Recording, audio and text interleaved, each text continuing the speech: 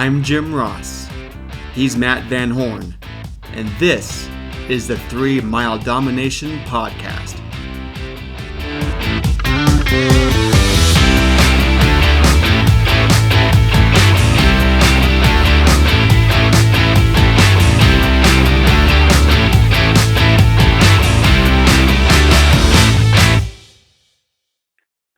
All right, well, thank you for joining us for another podcast here of 3 Mile Domination.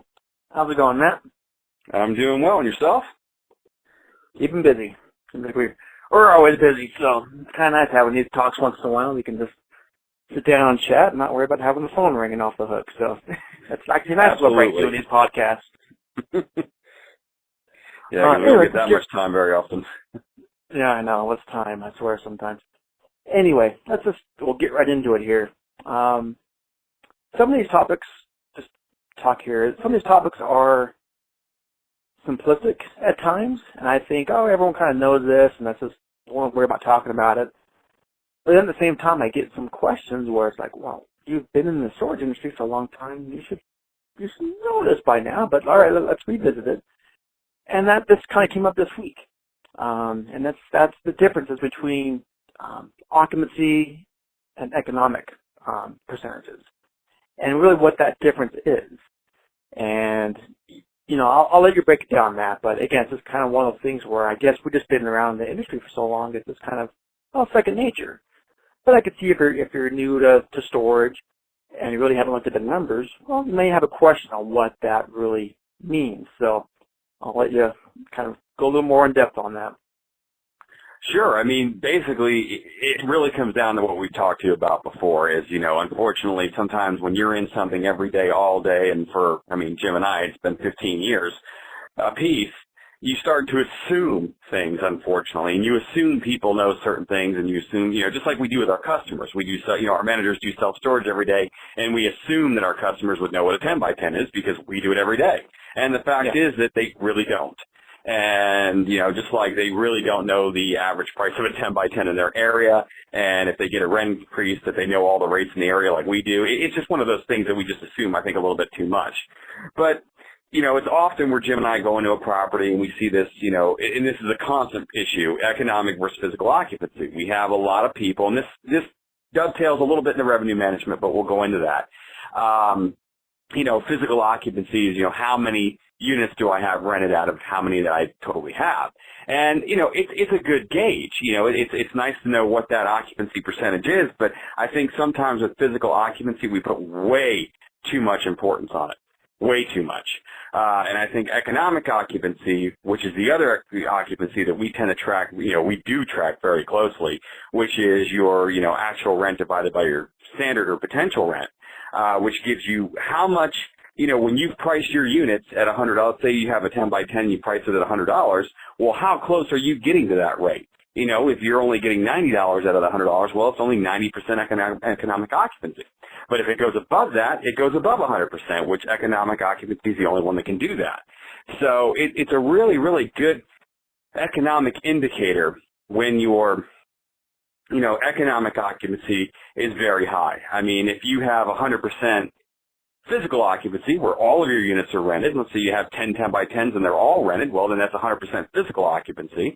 But if you're not renting, if you gave them away for free, it's 0% economic occupancy. So it really, really doesn't help us when, all we're focusing on is physical occupancy. I just think it's kind of a phantom occupancy along with square footage. I mean, it gives us some information, but it really doesn't tell you how you're doing financially. And, when Jim and I walk into a property and, we talk about doing, rent increases, as a part of revenue management, and you have either managers or owners as well that will say, well, no, I don't want to do that. I don't want to lose my 100% occupancy. Well, then it's kind of silly because that's not what's making you money. It's being able to raise your rates, and renting units at a higher rate is what makes you your money on a monthly basis. Yep. Yep, and it's a recurring theme, I swear, with some owners about. They love to hang their hat on that high occupancy. But I'm all about, let's make some money here. So when you're looking at that economic percentage, to me, that's really a good gauge of the overall health of your facility. and we want them higher. I mean, I've seen some sites where they're 95% occupied, but yet their economic is like in the low 60s. Right. It's like you're leaving so much money on the table here. What would you rather have, a full unit or a full bank account? So I'm actually going to be doing this on Tuesday, doing a consultation and doing an audit.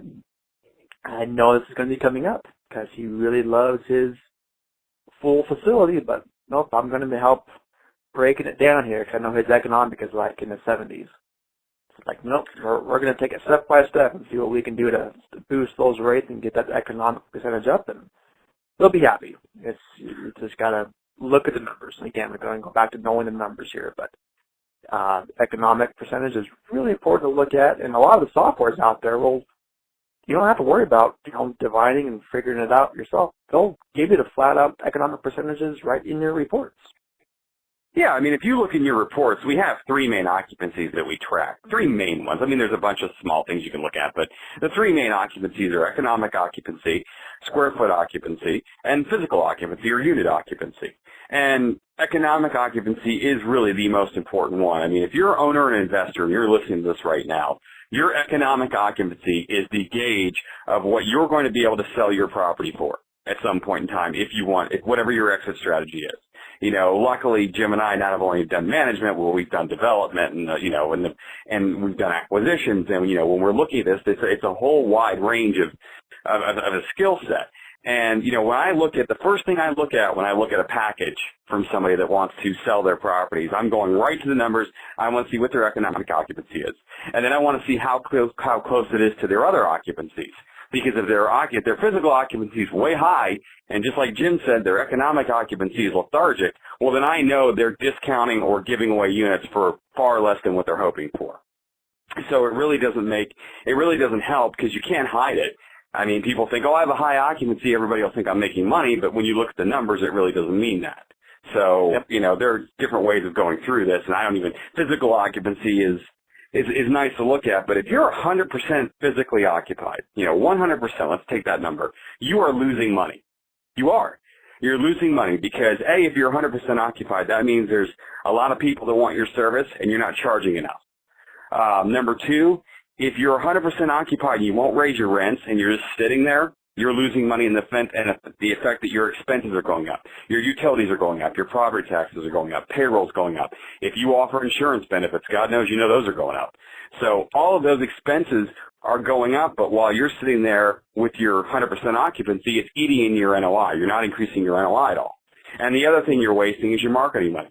If you're consistently 100% occupied, why are you wasting money doing marketing when you have no intention of trying to make a better return on that marketing investment? So, those are three things right there that just drive me insane when I hear I'm 100% physically occupied. Nobody cares. Yeah, again, I'm the storage nerd, so I'm always calling competitors and just kind of seeing what their sales scripts are and things like that and see how they are on the phone. I can't tell you how many times when I call and I ask for a unit size, we're all full on that. All of our small sizes are all occupied. Well, how many times is that happening? That's right. They're just pissing away those phone calls, and they could be making so much more money. If you're fully occupied, you're not charging enough. That's just the bottom line. And that's a whole other podcast, but yeah, while we're talking numbers here, it's a good point to bring up. Yeah, absolutely. Really, like I said, when you're looking at your reports, I want to know what my economic occupancy is. And, if you could even do higher than that. Again, this really, it works hand in hand with revenue management. So, if your standard rate in the computer is $100 for a 10 by 10, that's what you're hoping you get. But you can have your manager in the office sell it for $110 on a walk-in. Now your economic occupancy is 110%. Because you just made well over what your standard rate was. And then if you can train your manager to do that without giving away a special, you've made even more money. It's really this idea that we need to be a little more nimble in our sales process and our revenue management and not so much concerned with I'm 100% physically occupied. Because at the end of the day, the only person that cares about that is you.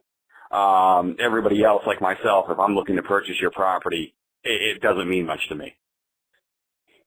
Yep, exactly. Well, good. No, I think we've put that point home, and hopefully everyone will go back. The first thing they'll do after listening to this podcast is pull your reports and look at the numbers and be honest with yourself and see where you stand right now.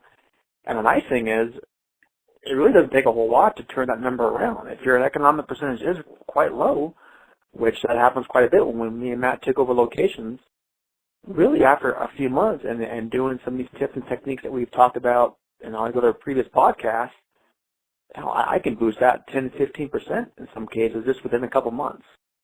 So it should not take very long. If you are low, do some rate increases, do some of these strategies we've talked about, and you can get that boosted very quickly and see the extra money in your bank account. Yeah, absolutely. And the other thing is really, going the other direction as well is don't fool yourself. I mean, if you have in your computer that you want $100 for a 10 by 10, but everybody else is charging $75, you're probably not going to get 100 on a regular basis. So, you can alter your economic occupancy the way it looks like just by being stubborn and not altering your rates, even adjusting some issues that have to maybe go down, which none of us like to have that conversation, but, it can, kind of mess with your numbers. Sure. Well, definitely. So again, we always come back to this: know your numbers. So that's always a common theme in our talks here is know your numbers, and that's a very important number to know and have a good handle on. So I think we're good. Any other comments? No, not this week. I think we're good there.